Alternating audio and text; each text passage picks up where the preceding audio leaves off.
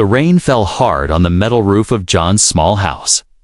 Hidden deep in the green hills of Colony 17, the wind howled outside like a wild animal, and the sky flashed with lightning every few seconds. John, a middle-aged human man, sat near the fireplace with a warm cup of tea in his hand. He lived alone, no family, no neighbors, only silence. Then bang, bang, bang, someone knocked on his door. John froze. It was almost midnight. No one ever came here, especially not during a storm like this. He grabbed his old pulse rifle and slowly walked toward the door. Another knock, softer, this time, as if whoever was outside was losing strength. John opened the door just a little, and what he saw took his breath away. A girl stood there, drenched in cold rain, shivering from head to toe. She wasn't human. Her skin had a soft bluish tint, glowing slightly even in the dark. Her long silver hair stuck to her face, and her pointed ears marked her clearly as alien. Her eyes, big, glowing green, looked up at him, full of pain and fear. She wore almost nothing, just torn rags, and her bare feet were muddy and bleeding. She said nothing. She just stared. John lowered his gun. "Come in," he said quietly. The girl didn't move at first, unsure if it was a trap. But then, her legs gave out, and she collapsed onto the wet ground. John dropped the rifle and ran out into the storm, lifting her light body in his arms. She was skin and bones. He could feel every rib. Inside, he placed her gently near the fireplace. She didn't resist. Her eyes slowly closed as she felt the warmth. John wrapped her in a dry blanket and ran to the kitchen. He quickly made a bowl of hot soup and brought it to her. "Eat," he said softly. Her eyes opened just a little.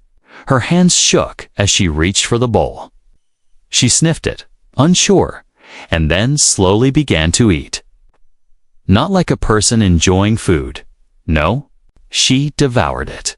Like someone who hadn't eaten in days. John watched in silence. "Poor thing," he whispered. "What happened to you?" She didn't understand, but her eyes, they were full of sorrow. After eating, she curled into a ball by the fire and fell asleep. Her breathing was slow and soft. She looked peaceful, but broken. Like a lost child who had been through too much.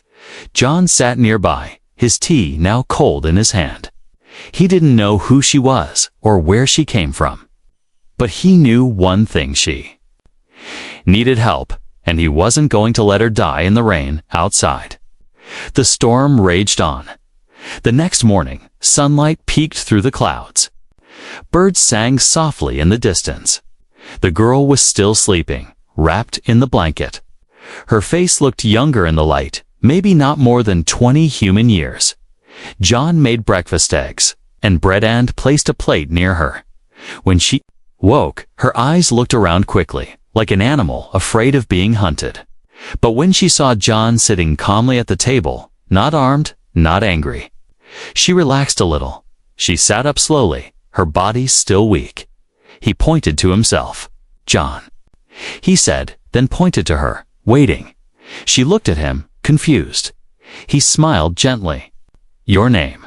She said nothing. Maybe she didn't have one. Or maybe she didn't understand the question. So he said, "I'll call you Lena." She blinked. Then, after a moment, she smiled. It was small, almost invisible, but it was there. Her first smile since arriving. That day, she didn't speak, but followed John around the house. She watched him feed the animals, fix the fence, and clean the tools. When he handed her a cloth to dry dishes, she nodded and helped, carefully copying his movements as the sun set again. John saw something he hadn't seen in years. Hope, not just in her, but in himself. He still didn't know her story. Why she was alone. Why she was starving. Why she came to his door. But somehow, he felt this wasn't just a one-night stay. She wasn't just a guest. Something told him. She had nowhere else to go, and maybe, just maybe, she had come to the right place. Lena sat on the wooden floor. Near the fireplace, her knees pulled up to her chest, wrapped in the same old blanket John had given her. She looked fragile. Her long silver hair was now dry but tangled, and her skin had a soft glow in the morning light. Even now, she looked like a ghost of someone who used to be alive. John placed a tray in front of her: eggs, toast, and a mug of warm milk. She stared at it like it was a dream. "Go ahead," John said kindly, gesturing with his hand. Lena slowly reached out. Her fingers were still trembling. She took a small bite of toast, then another. Then suddenly she began to eat fast. Her hands moved so quickly, almost like she was afraid the food would disappear if she didn't finish it right. Away. Crumbs dropped onto the floor. But she didn't care. John watched in silence. She wasn't just hungry, she was starving. In a way that meant she hadn't eaten properly for a very long time. Her eyes filled with tears as she drank the milk, and her hands covered her mouth as if she didn't want to be seen crying. John walked to the sink and pretended to be busy, giving her a little space. After a few minutes, Lena looked up. She tapped the tray gently and then pressed her palm to her chest. John turned. "You're welcome," he said, understanding the gesture. "Anytime." Lena gave him a small bow of her head, shy but thankful. The day passed quietly. She followed him outside for a while, standing at a distance while he repaired the old fence. Every time he looked over his shoulder, she was there, watching, learning. She even tried holding a small tool, mimicking the way he moved. John chuckled. "You want to help?" She nodded. Her hands were too weak to hammer anything, but she picked up broken sticks and metal scraps without being told. She moved slowly, carefully, like she wanted to be useful. "Not bad," John said with a smile. "You learn fast." She didn't understand the words, but she smiled back anyway. That night, it rained again. Not a storm, just soft, cold rain. Tapping against the roof, Lena was seated at the edge of the couch, legs tucked under the blanket, holding a cup of tea with both hands. She had learned how to drink it slowly this time. She stared at the fire, her eyes deep and full of thoughts. John sat across from her, trying to read an old book, but he couldn't focus. He had questions. So many questions. Who was she? Where had she come from? Why was she wandering alone in the wild with no food, no clothes, and no voice? But he didn't want to scare her. Not yet. So instead, he asked gently, "Lena, what happened to you?" She looked at him, her eyes locking with his dot. Then, she slowly lifted the side of the blanket, turning her back toward him. John's eyes widened. On her back were scars. Long, cruel lines burned into her skin, some old, some new. But the worst part was the mark in the center. A glowing symbol, etched into her body like a brand. It wasn't decoration, it was a slave mark. John's stomach turned. Someone had owned her, treated her like property, like she was less than human. He lowered his gaze and whispered, "I'm so sorry." Lena turned back around slowly, pulling the blanket tight again. Her hands gripped the fabric near her heart. Eyes now full of something between shame and fear. John leaned forward. "You're not a slave anymore," he said firmly. "Not here. Not with me." Lena didn't reply, but her eyes filled with tears. Again this time, she didn't hide them. Later that night, John found her asleep beside the fireplace again. But this time, her body was more relaxed. Her face no longer held that tight, guarded look. She looked like someone who had finally exhaled after holding her breath for too long. John pulled a spare blanket over her and turned off the lights. But just as he reached the stairs to his room, he heard a soft whisper. "John." He turned. Lena was sitting up now. Her voice was broken, weak, but real. She had said his name. Lena. He said softly. She didn't say anything else. Just looked at him with eyes full of something new trust. That one word meant everything. She was beginning to feel safe. And John, he felt something shift in his chest. This girl, she wasn't just a guest. She wasn't just a lost creature anymore. She was becoming something more. He didn't know what it meant yet. He knew one thing. He was going to protect her, no matter what.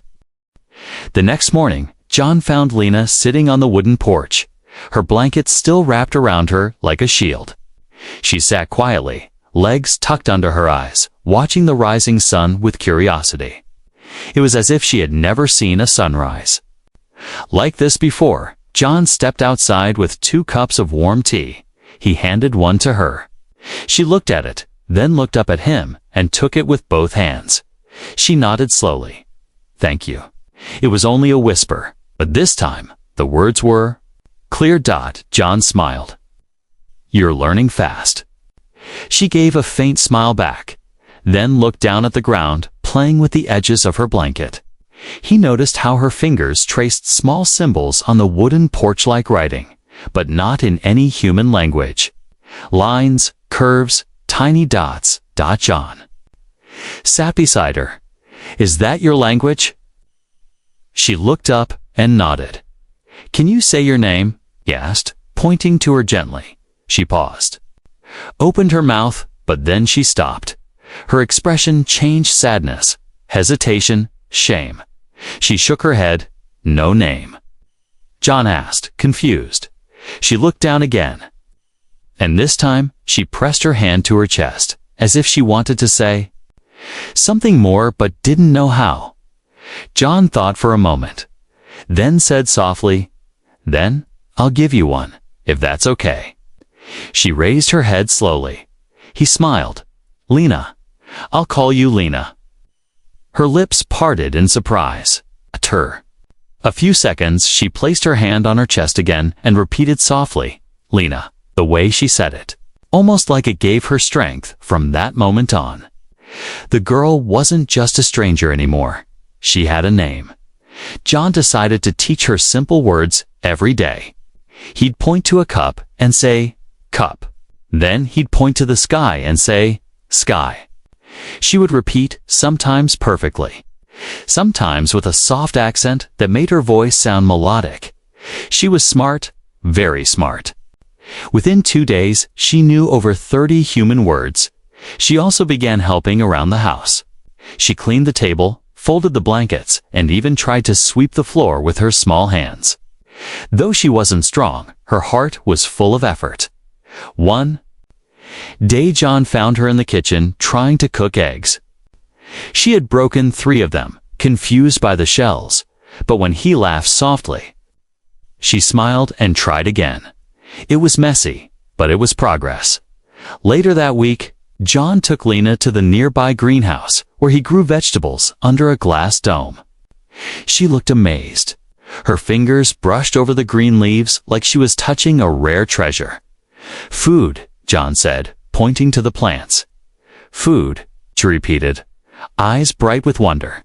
She helped him water the roots. When she found a small flower blooming, she knelt beside it and whispered something in her alien language. It sounded like a prayer or a wish. John realized then Lena wasn't just recovering. She was blooming too. That evening, as they sat near the fireplace again, Lena looked at the bookshelf and pointed. "Story?" she asked. John raised an eyebrow. "You want a story?" She nodded quickly. He pulled out an old children's book with simple pictures and began reading. At first, she only followed the images, but as he read aloud, she repeated certain words with him. Her voice was soft, but she was trying by the read. End of the story. She leaned against his arm. Just lightly. Dawn didn't move. She had never done that before. He looked down and saw that her eyes were half closed. She wasn't just listening, she felt safe. But late that night, something changed. John woke up to strange sounds, soft gasping. like someone was choking on air. He rushed downstairs. Lena was on the floor near the fireplace, her blanket kicked away, her hands gripping her chest. Her body trembled, and her eyes were wide open but not awake. She was having a nightmare. John knelt beside her. "Lena, it's okay. Wake up." She jolted awake suddenly, screaming something in her language. She backed into the corner, eyes wild, until she saw him. Then her panic faded. She began crying quietly, hiding her face behind her arms. John sat next to her. He didn't say anything. He just placed a hand gently on her shoulder. She leaned toward him, still shaking, and whispered something he didn't understand. But one word came out clearly. "Slave." That one word broke his heart. He had guessed. Now he knew. She wasn't just some lost alien girl. She was someone who had been used, hurt, and left to die. He closed his eyes. "Not anymore," he said softly. "You're not a slave now." She looked at him with wide, teary eyes. "No more slave, Lena." He smiled. "No more slave, just Lena." She nodded slowly, resting her head against his chest. And in that moment, something changed between them. She wasn't just surviving now. She was beginning to trust. The sun was high, on the sky was calm. Birds flew overhead, and the soft wind moved through the grass outside John's small farmhouse. Lena was in the garden, gently touching the leaves of the new vegetables. Her smile had become more natural now. Her movements were less afraid. She was learning how to be free. John watched her from the porch. It made him feel proud and worried. He had known for days now. The scars, the brand, the nightmares. Lena had been a slave. And if she escaped, then someone, somewhere, might be looking for her. That fear became real sooner than he expected. A loud humming sound filled the air. John stood quickly and looked toward the sky.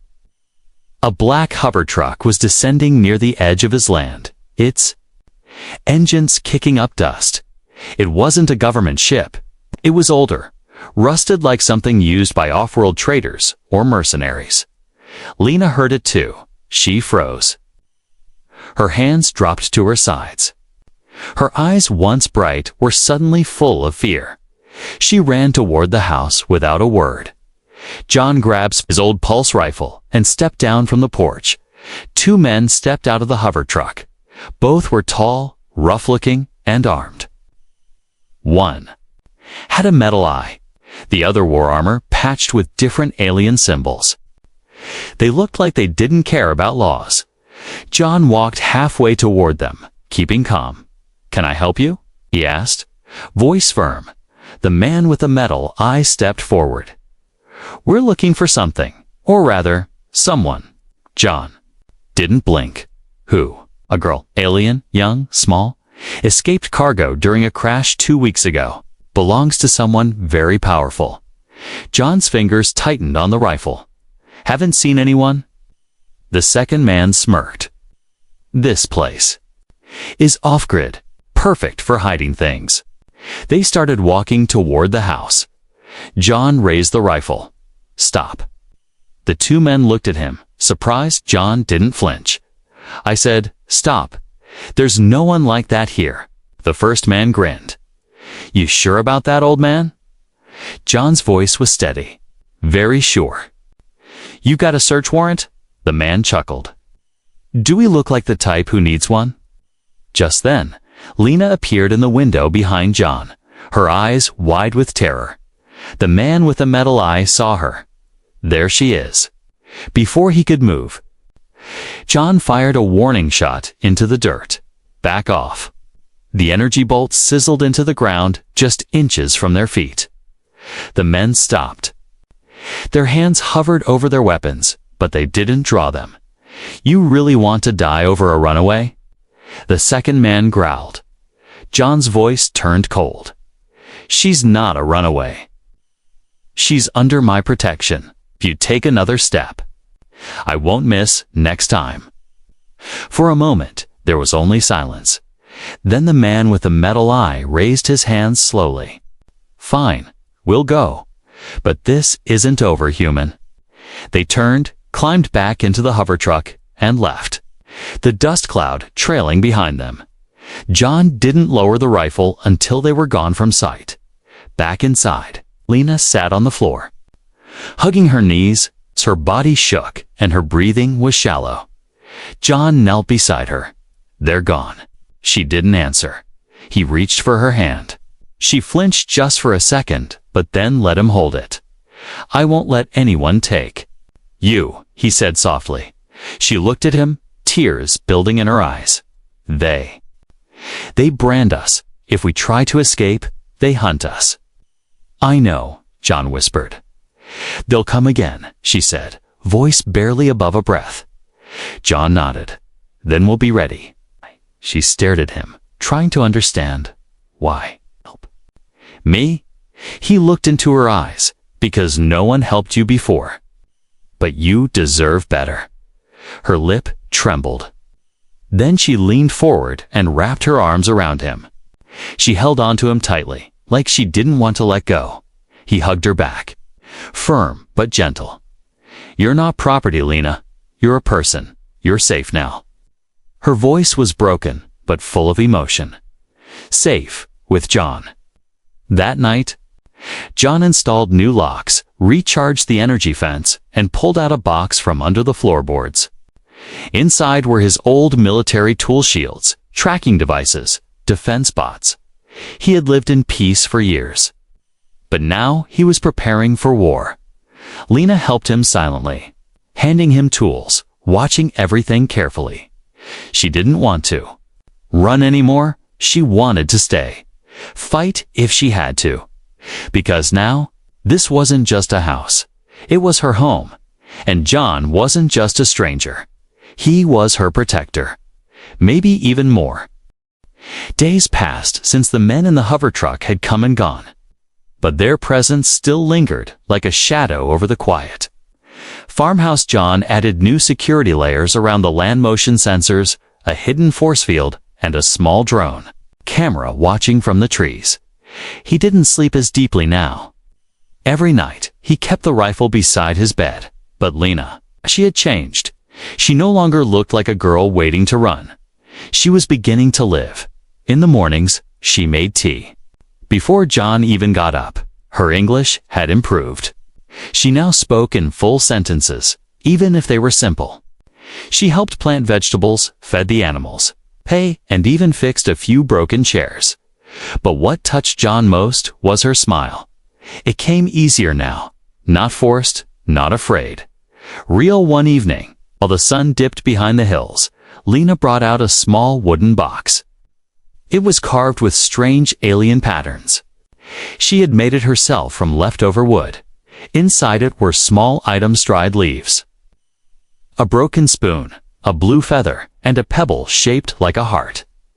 "These," she said, placing it in John's hands, "are special things. They remind me of now." John looked at her, surprised. "Of now?" She nodded, smiling. "Yes. Not before. Not past. Now." John touched the heart-shaped stone gently. "And what is this one for?" Lena pointed to his chest. "Because here feels warm."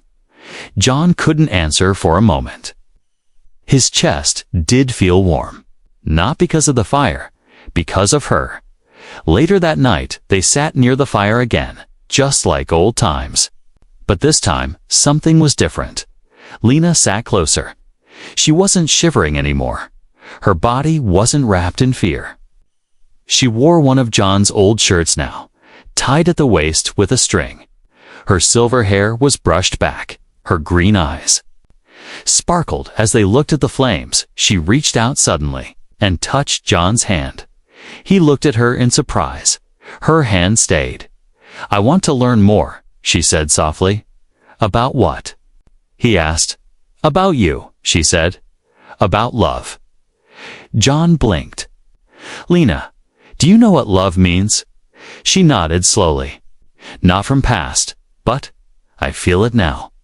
When I see you, when you hold my hand, when you say I matter." He stayed, quiet, unsure what to say. Lena looked down. "Wrong." "No," John whispered. "Not wrong at all." He looked into her eyes and saw no confusion, only truth. It wasn't the kind of love built overnight. It was slow, quiet, and pure. Born from protection, from survival, from small kindnesses that grew into something deeper. The next morning, Lena tried cooking breakfast again. She burned the eggs, spilled the water, and nearly set the napkin on fire. John laughed, but she didn't cry this time. She laughed too loud and freely. Her laughter filled the house like music. Later, while cleaning the windows, Lena pointed to herself and said, "Alien girl." Then she pointed to John, "Human man." Then she laughed again. "What's so funny?" he asked. She shrugged. "We are different." John nodded. "Very."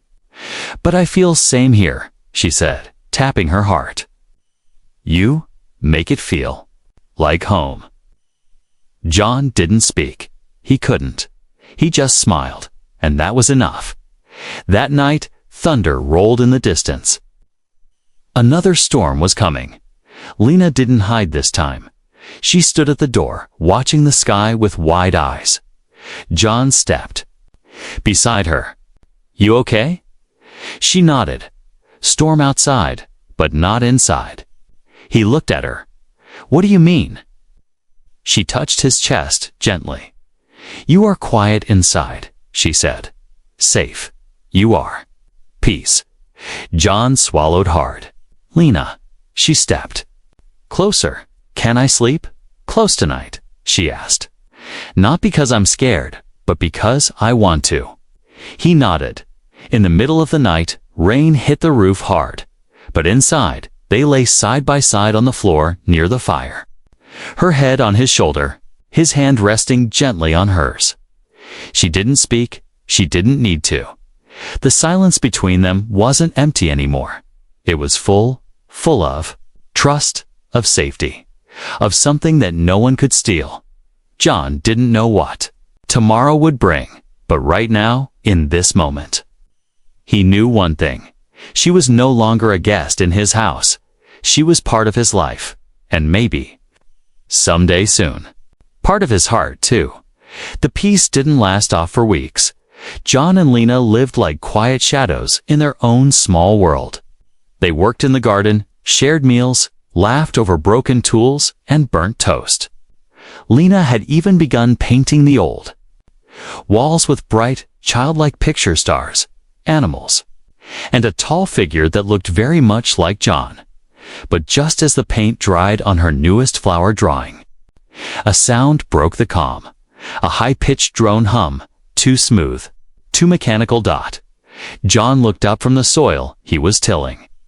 Lena was hanging up laundry in the sunlight, her silver hair glowing like fire. But the moment she heard the hum, her hands froze. The cloth in her hand slipped to the ground. John stood slowly. A sleek black drone hovered just above the treetops. It wasn't one of his. Lena's eyes widened. Her voice cracked. "They're here." John didn't wait. He rushed to her and pulled her back toward the house. "They tracked me," she whispered, her voice full of old fear. "That drone is a seeker. Slave hunters send them. It smells the mark." John cursed under his breath. "Go inside. Now." He ran to the basement and unlocked the old weapons case. Inside were tools he hadn't used since the Border Wars pulse. Grenades, camo cloaks, and a portable signal jammer. He'd hoped never to need them again. He was wrong. The drone vanished. But John knew better. They never send only one. That night, Lena didn't sleep. She sat by the fire, knees pulled to her chest, staring into the flames like they held her memories. "They won't stop," she said quietly. "They will come in the night, or next morning. Always return." John placed a fresh battery into the rifle. "Then I'll be waiting." Lena looked at him, heart in her eyes. "Why do you fight for me, John? I am not your kind." He walked over and knelt beside her. "You're not my kind. No." He gently touched the heart-shaped stone she kept around her neck. "But you are mine." She trembled, tears slowly filling her eyes. "I don't want to run anymore," she said. "I want to stay. I want to live here with you." He nodded. "Then that's what we'll do." Just before sunrise, the attack came. 3 ships, small, fast, black, like insects buzzing with death. They didn't land. They dropped. Men in armor fell from the sky with pulse rifles and scanners. They moved like ghosts, sweeping the field, scanning. The air dot inside the farmhouse. Lena hid in the crawl space beneath the floorboards. Her hands were over her mouth, breath held. Eyes wide, John stood in the living room with the rifle loaded and his jaw clenched.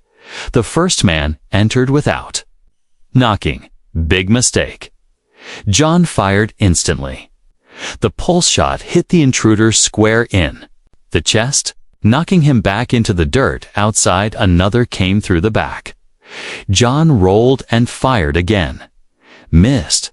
The man fired back energy, sizzling past John's shoulder. Outside, drones hovered. Loudspeakers spoke in robotic alien language. "Return the marked asset, and no further harm will come to you." John shouted back, "She's not an asset. She's free." Another soldier burst through the kitchen window, but Lena had crawled out from her hiding place, heart pounding, and grabbed John's second weapon from under the stairs. She threw it to him. He caught it just in time and fired. The soldier dropped, but there were too many. John was bleeding from a hit on his leg. He couldn't stand straight.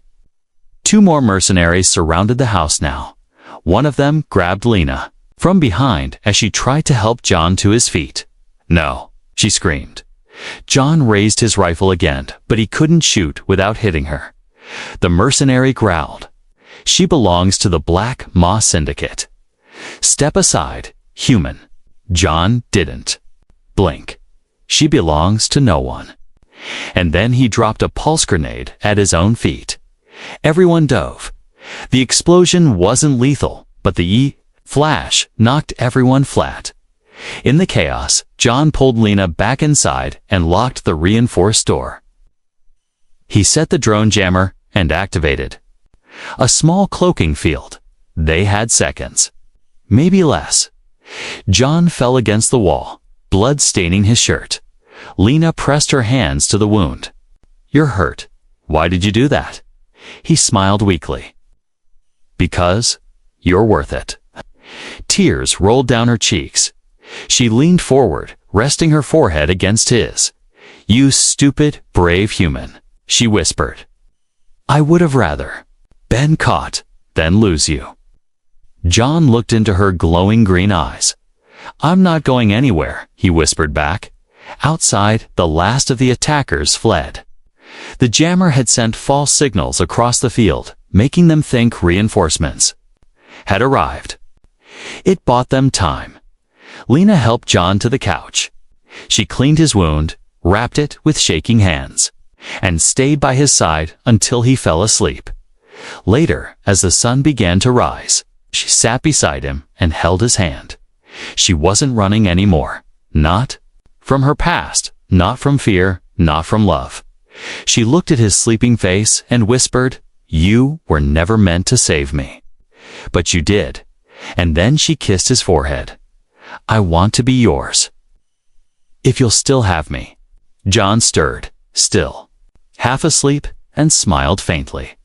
"I already do." The morning sun stretched across the hills, warm and golden. The farmhouse stood quiet, with signs of battle slowly disappearing. John sat on the porch, his leg wrapped in bandages, a fresh cup of tea in his hand.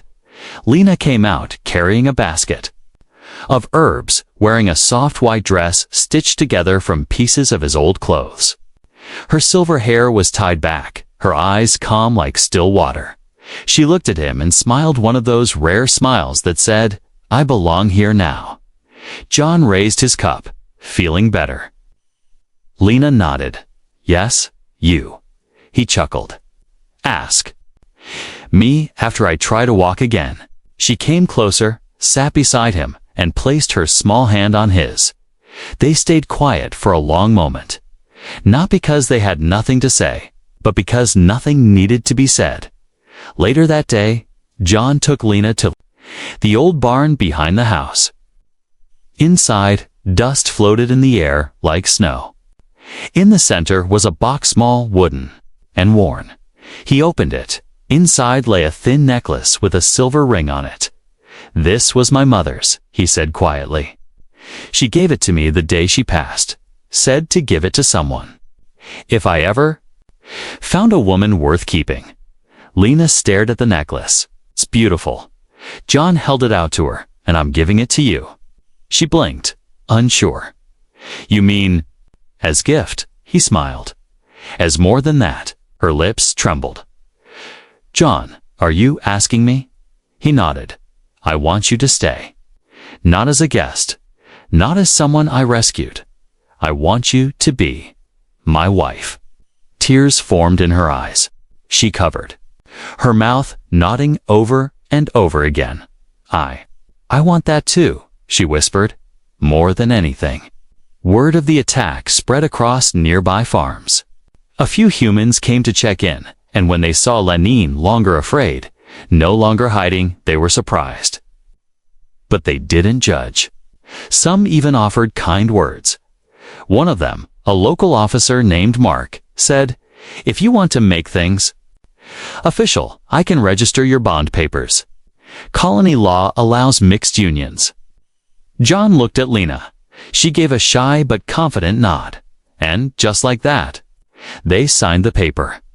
Lena was no longer an unknown alien girl with no name. She was Lena Holloway, now official wife to John Holloway. That night, they made dinner together. Fresh vegetables, simple stew, warm bread. Lena had improved her cooking, though the bread still came out slightly burnt. John didn't mind. They ate by candlelight. Not out of romance, but because the power was still out from the battle. Lena reached across the table and touched his fingers. "Do you remember?" she asked. "Remember what?" "The night I first came here. I was cold, wet, starving." He nodded. "I remember. I thought you were going to chase me away." John smiled. "I almost didn't open the door." Lena laughed softly. "But you did. You gave me food, a blanket, a name." She held up her necklace, "And now, you gave me a home." John looked at her, his heart full. "I didn't give you a home, Lena," he said. "You became it." Weeks turned into months. Lena's nightmares faded. The scars on her back remained, but she no longer hid them. They were a part of her, but no longer controlled her. She painted more of the house, learned to use tools, read children's books, and slowly moved to harder ones. And every morning, John woke up with her curled next to him, her soft breath a reminder of how far they had come.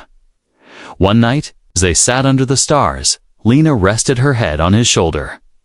"I want to plant trees," she said. "Trees, yes. So, when we are old, we sit under them, and we can say we made these. Together." John kissed the top of her head. "Then we'll plant a whole forest." She laughed softly. "Do you still see me?" she asked, "as the girl you saved." John shook his head. "No," he whispered. "I see you as the woman who saved me."